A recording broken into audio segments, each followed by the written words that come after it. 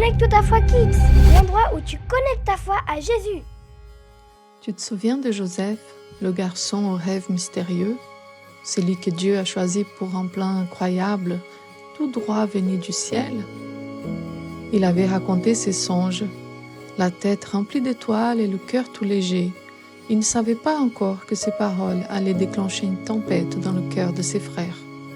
Ses frères le regardaient comme s'il était un caillou dans leurs chaussures. Des yeux noirs, des cœurs serrés, de la jalousie à l'état pur. Pourquoi lui? Pourquoi toujours lui? Pourquoi papa lui donne tout et à nous presque rien? Et puis il y avait cette tunique. Ah, cette tunique multicolore. Chaque fois qu'elle brillait sous le soleil, c'était comme un rappel. Lui, c'est le préféré, pas toi. Alors les cœurs des frères se sont enflammés. Leurs pensées ont changé, lentement, dangereusement. Et maintenant, accroche-toi, l'histoire bascule. Fini les rêves doux, fini les champs de blé et les étoiles. Ce qui arrive va briser un cœur, faire couler des larmes et faire tomber Joseph. Ouh, j'arrête là, je raconte pas tout maintenant. Prépare-toi, ce qu'on va te raconter aujourd'hui, c'est dur. Il y a une trahison, il y a un piège et du désespoir. Mais garde bien quelque chose dans ton cœur. Même quand tout semble perdu, Dieu est encore à l'œuvre.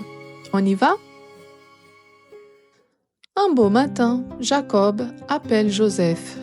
Joseph, tes frères gardent les troupeaux loin d'ici. Va voir si tout se passe bien et s'ils ne font pas de bêtises. Joseph dit oui tout de suite. Il ne sait pas encore que ce voyage va tout changer dans sa vie. Le voilà qui traverse les collines. Il marche des heures sous un soleil de plomb.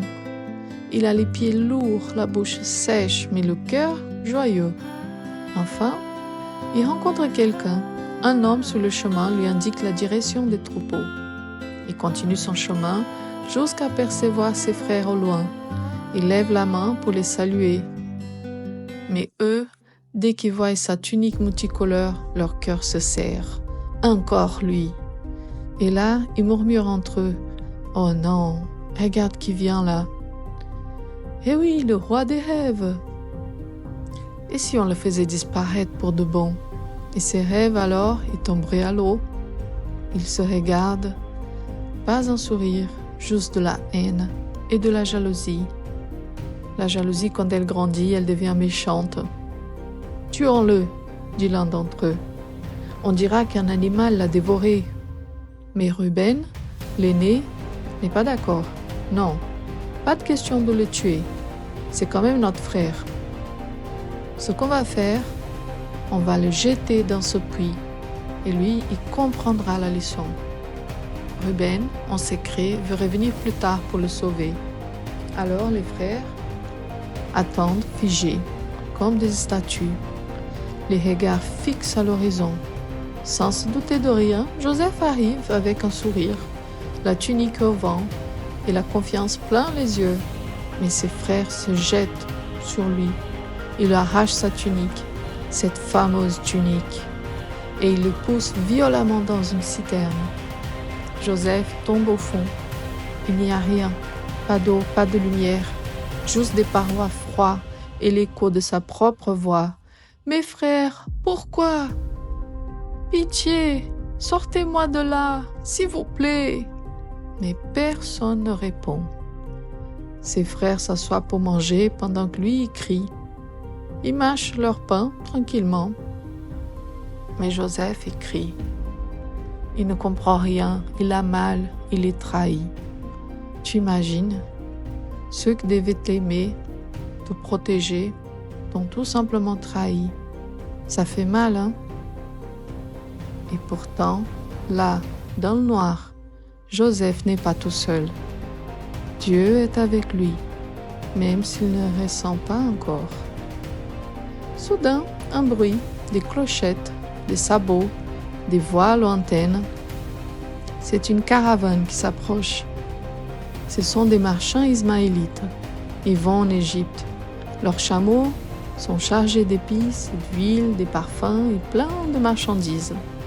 Alors un des frères, appelé Judas, a une idée cruelle. Et si on ne le tuait pas, mais qu'on le vendait comme esclave? Comme ça, on n'aura pas son sang sous les mains et on sera débarrassé de ce frère qui croit qu'on va tous s'incliner devant lui. Tous se mettent d'accord, ils trouvent ça malin et surtout pratique. Alors ils font sortir Joseph de la citerne. Joseph pense peut-être qu'ils vont le laisser partir. Un lueur d'espoir le fait rêver. Mais non, les frères le livrent aux marchands en échange de 20 pièces d'argent. Joseph est attaché, amené vers l'Égypte, vers l'inconnu. Il a été vendu comme esclave, comme une simple marchandise. Quand Ruben revient, Joseph n'est plus là. Il n'est plus dans la citerne. Où est-il? Trop tard, ils l'ont vendu. Alors ils fabriquent un mensonge de toutes pièces. Ils prennent la tunique de Joseph, la trempent dans le sang d'un animal et la rapportent à leur père. « Regarde, papa, ce que nous avons trouvé. C'est bien la tunique de Joseph, non ?» Jacob reconnaît la tunique. Il croit que Joseph est mort, dévoré par une bête sauvage. Et là, son cœur se brise en 1000 morceaux. Il pleure longtemps. Rien ne le console.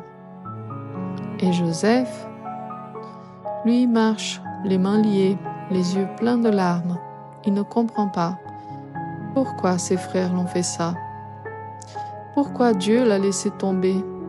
Et ses rêves alors? Était-ce un mensonge? Une illusion?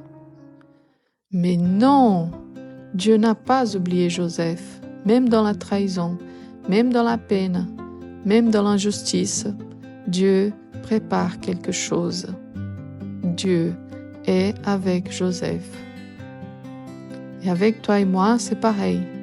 Parfois, il arrive des choses que tu ne comprends pas, des moments où tu te sens abandonné ou injustement traité, blessé par ceux qui t'aiment.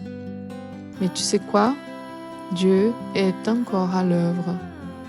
Même quand on te fait du mal, même quand tout semble perdu, Dieu n'a pas dit son dernier mot. Il voit tout, il entend tout et il transforme la pire douleur en quelque chose de bon.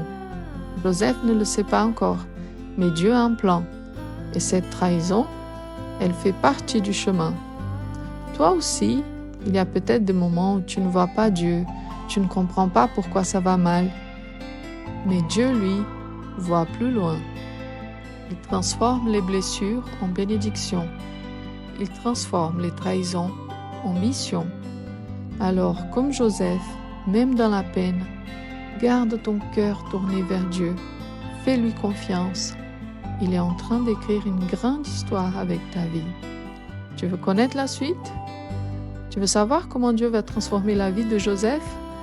Alors reste connecté. Connecte ta foi Kids, l'endroit où tu connectes ta foi à Jésus.